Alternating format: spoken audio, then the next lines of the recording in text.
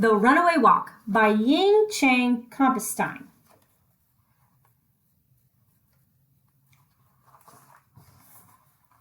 One Chinese New Year's Eve, a poor couple sent their son Ming to the market. "Trade these last few eggs for a bag of rice," said Mama Zhang. "Then we can make some stir-fried rice to share with the neighbors." "It won't be much of a celebration again this year," Papa Zhang said with a sigh. "You'd think that by working for Mr. Li, the richest man in Beijing, we would have enough to invite everyone over for the New Year's feast." Remember we talked about New Year's Eve and how they have big feasts for Chinese New Year, lots of food and parties, kind of like our Chinese New Year, or our New Year? Ming hurried off, eager to do his mother's bidding. It saddened him to see his hard-working parents being cheated by the greedy Mr. Li. As he walked, he daydreamed about what a real feast would be like and how nice it would be to have just one new toy to share with his friends.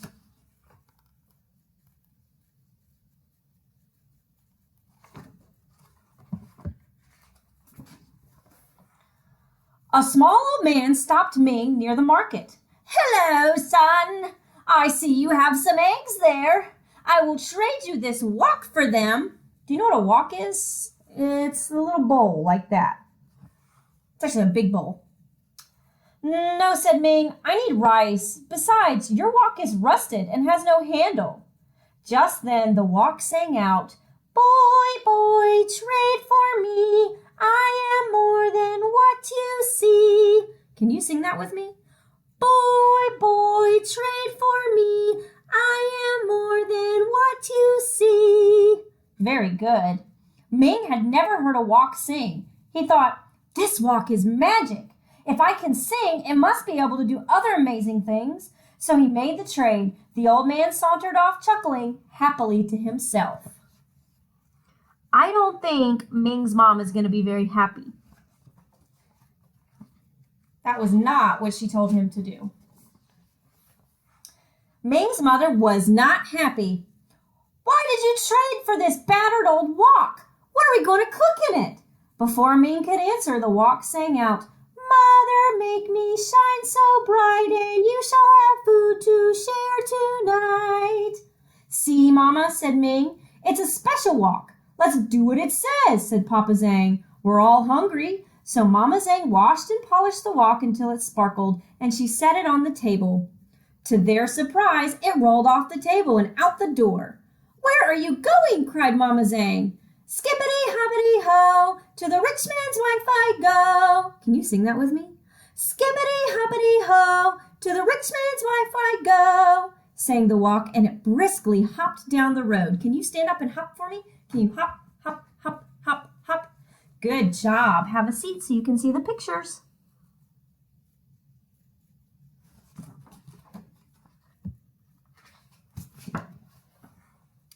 The wok skipped all the way to the Lee's kitchen.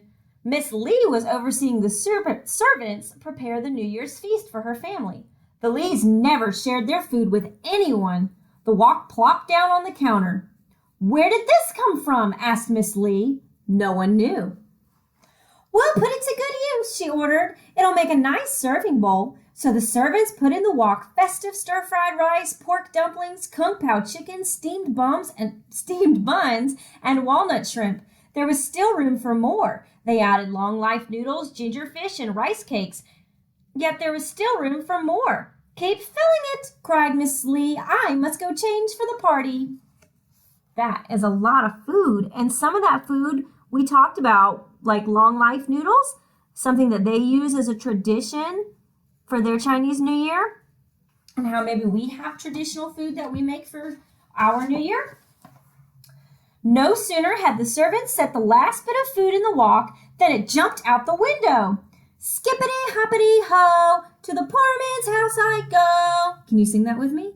"Skippity-hoppity-ho, to the poor man's house I go." So the wok went from the poor man's house empty to the rich man's house and got full, and now it's going back to the poor man's house.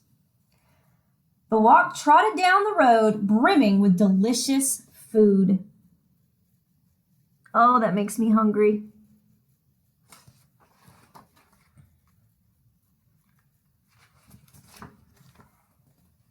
The Zhang family could hardly believe their eyes. They gleefully removed the food and set up a big feast. As soon as it was empty, the wok rolled out their courtyard. "Where are you going?" cried Ming. "Skippity-hoppity-ho, to the rich man's son I go." All right, so it just left the poor man's house, and now it's going to the rich man's son. Can you sing that with me? "Skippity-hoppity-ho, to the rich man's son I go," sang the wok as it galloped away.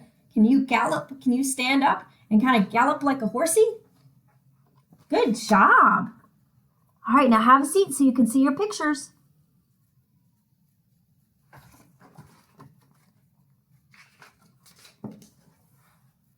The wok caught up with the rich man's son, Lon, at the market, who thought he had many toys, though he had many toys, he never shared them with other children. The wok blocked the road in front of him. "What's this?" wondered Lon. "I could use it to hold all my goodies." And without bothering to find the owner, the chubby boy grabbed the wok. Lon bought fireworks, toy dragons, cymbals, and drums. He piled them into the wok, and there was still room for more. So he bought lanterns, yo-yos, and kites. Finally, his weak arms grew tired, and he headed home. So he filled it with toys. His mom filled it with food. So I wonder, if the wok is with the rich son, where is the wok going to take the toys to? When Lon arrived home, he put down the wok and went to find his mother. No sooner had he turned his back than the wok hopped away. "Ready? We're going back to the poor man's house. Skippity-hoppity-ho, to the poor man's house I go." It pranced all the way back to Zhang's house with all the goodies safe inside.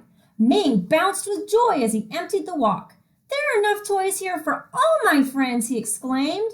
You know, Lon got a ton of toys, but he wasn't going to share them. And when Ming got the toys, he was going to share them with everybody. That is a much better idea.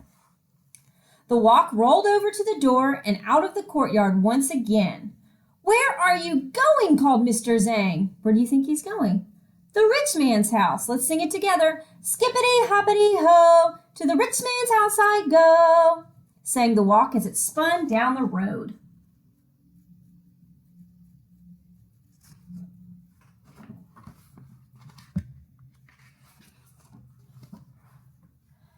The wok arrived at Mr. Li's shop just as he was counting the money he had cheated out of the poor people of Beijing.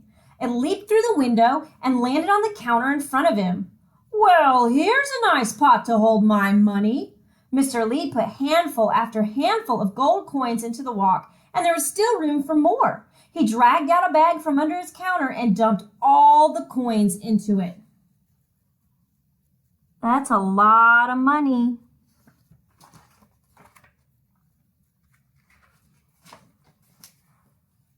No sooner had Mr. Li emptied the last of his coins into the wok than it jumped out the window. Where do you think it's going? To the poor man's house. "Skippity-hoppity-ho, to the poor man's house I go." It scooted down the road all the way back to the Zhang's house with all the money safe inside. Ming and his parents danced with delight. They invited all the poor people in Beijing to their New Year's feast. Mother Zhang served the food, Father Zhang divided the coins up among the families, and Ming handed out all the toys to the children. So they shared all the stuff. The poor family shared it with everybody, but the rich family wasn't sharing. In the middle of the party, without anyone noticing, the wok slid out the door. Where's it going? The rich man's house. Ready? "Skippity-hoppity-ho, to the rich man's house I go."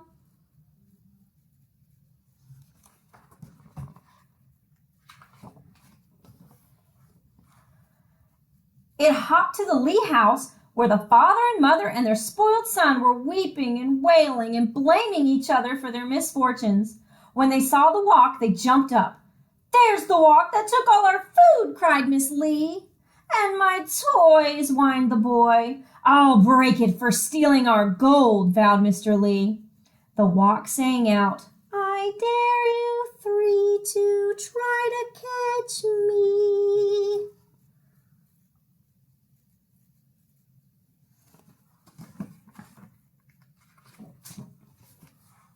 The Li family chased after the wok. Chubby Lon couldn't make it very far without losing his breath. and Miss Lee had trouble running in her fancy shoes, but Mr. Lee finally caught up with it. To stop the walk, he jumped inside, pressing it to the ground. "Now I've got you," he growled. "Wait for me," called Miss Lee. "I will teach that walk a lesson." Mr. Lee tried to get up, but found that he was stuck tight. When Miss Lee grabbed his legs to pull him out, she slipped into the walk too. Chubby Lon finally arrived, out of breath. "Help! Help! Pull us out!" cried his parents. Lon grabbed their legs, but lost his balance and fell inside with them.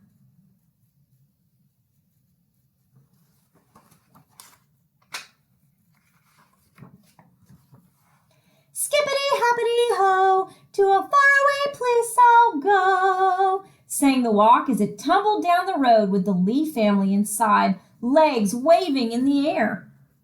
So it took the family far, far away because they weren't very nice. Dragon dancers, drums boomed, cymbals crashed, and fireworks banged, drowning out the Lee's family's cries. No one noticed as the walk sped off to the distant hills. The Lee family was never seen again in Beijing.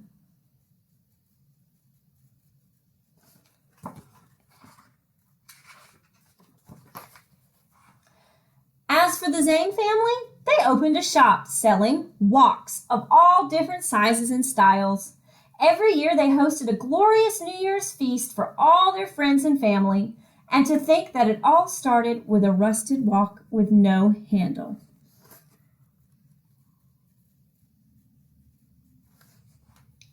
The end.